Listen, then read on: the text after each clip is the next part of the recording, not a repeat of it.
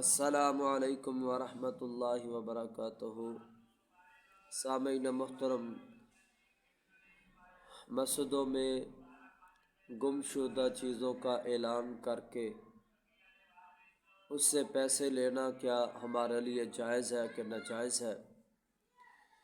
میرے عزیز بھائیوں، گم شدہ چیزوں کا اعلان کر کے اس سے پیسے لینا کس طرح جائز ہو سکتا ہے، جبکہ رسول اللہ صلی اللہ علیہ وسلم نے اس کے لیے بد دعا کا حکم دیا ہے۔ صحیح مسلم کی روایت ہے، ابو ہریرہ رضی اللہ تعالیٰ عنہ اس حدیث کے راوی ہیں۔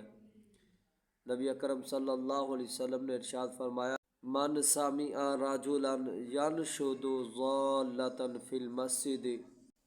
نبی علیہ الصلوۃ والسلام نے ارشاد فرمایا، جس نے اس آدمی کو سنا کہ وہ مسجد میں گم شدہ چیزوں کا اعلان کر رہا ہے، تو نبی علیہ السلام نے فرمایا فَلْيَقُلْ لا ردہ اللہ علیک، تو یہ الفاظ کہا کرو، یہ بد دعا دیا کرو کہ اللہ کرے وہ چیز آپ کو واپس نہ لوٹے۔